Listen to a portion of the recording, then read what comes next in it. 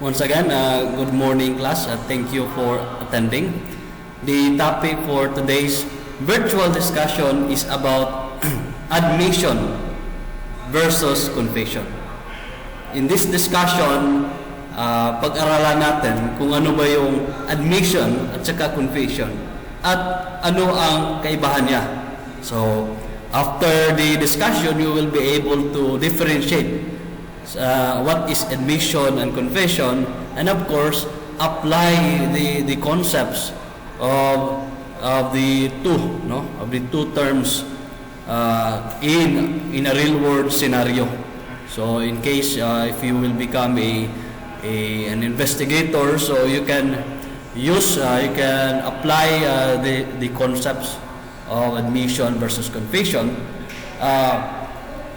because there are times that the subject undergoing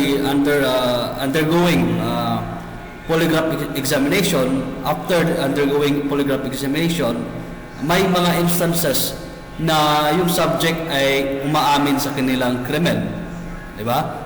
So dapat kailangan alam din natin kung ano yung admission at saka confession, in order na yung pag-amin nila, yung admission nila or confession man yan, ay magagamit natin sa korte. Okay? So, yun yan. Hindi lamang ito applicable sa polygraphy or lie detection. Ito rin ay tinatalakay or pinag-aaralan sa evidence at saka criminal investigation. Okay? But in particular, our subject matter is about lie detection techniques or the polygraphy. We are more particular or specific sa mga subject kung saan umaamin sa kanila mga krimeng ginawa. Okay? Now, ano ba yung admission? Okay? Admission is the statements of facts, not necessarily acknowledging guilt. Tandaan natin, class, na may dalawang klaseng admission. Remember, always remember that there are two kinds of admission. Ito ay ang extrajudicial confession that is said to be outside the court. And of course, the judicial admission that is said to be inside the court. In other words, pag sinabing extrajudicial confession, ang pag-amin ay ginawa or naganap sa labas ng korte. Whereas, pag sinabi mo judicial confession, ang pag-amin o pag-admit ay ginawa or naganap sa loob ng korte. Okay? So maliwanag that there are two admission, the extrajudicial admission and the judicial confession. Okay? Now, ano yung admission? Okay? Admission.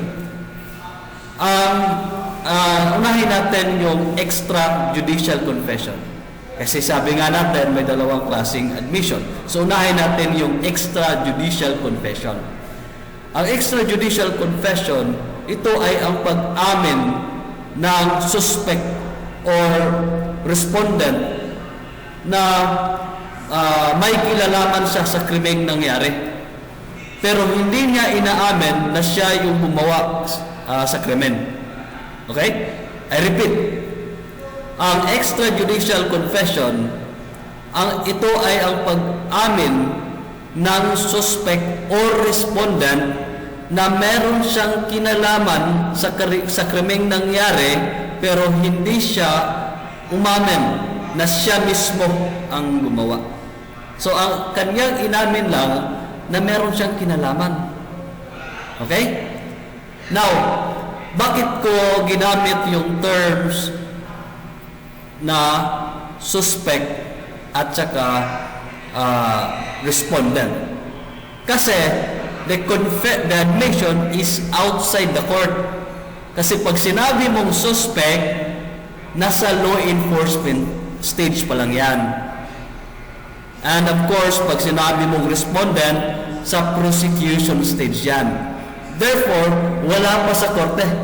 Kasi pag nasa korte na, ang tawag na natin dyan is accused. Okay? Because it is an extrajudicial admission, kaya ang term na ating dapat na proper na tawag natin sa tao na pinagbintangan ay suspect at saka respondent. So, yung suspect at respondent umamin na meron siya kinalaman sa krimeng nangyari, pero hindi siya umamin na siya mismo yung gumawa. So, let's say for example, in the crime of robbery, okay? So, pwede nang sabihin na siya yung lookout. Kumbaga, siya yung tumulong sa mga robbers, pero hindi siya mismo yung nagnakaw. So, parang walang siya, I would say, accessory to the crime of robbery. Hindi siya mismo yung gumawa ng robbery or ng pagnanakaw. So, that is extrajudicial confession. Okay? Ngayon, ano naman yung judicial confession? Pareha lang din sa extra. Ang kaibahan lang kasi dito is accused na. Okay? So, sa judicial confession, yung accused or akusado ay umamin na meron siyang kinalaman sa krimeng nangyari, pero hindi siya umamin na siya mismo yung gumawa sa krimen. Okay? Not necessarily acknowledging guilt. Okay? At yung pag-amin na yan is nasa loob ng korte. Okay? Sa loob ng korte. Inside the court. Okay? Kasi accused na. Di ba? So, yan. Admission. Okay? So, maliwanag yan ba sa yung admission? So, dito naman sa confession, pareha din, no? Same with admission, no? May dalawang klase din ito, no? May tinatawag na extrajudicial confession at judicial confession. So, pag sinabi nating extrajudicial confession, ang pag-amin ay ginawa or naganap sa labas ng korte. The confession is outside the court. While pag sinabi natin judicial confession, ang pag-amin ay naganap sa loob ng korte. The confession is done inside the court. Okay? So, maliwanag yan ha.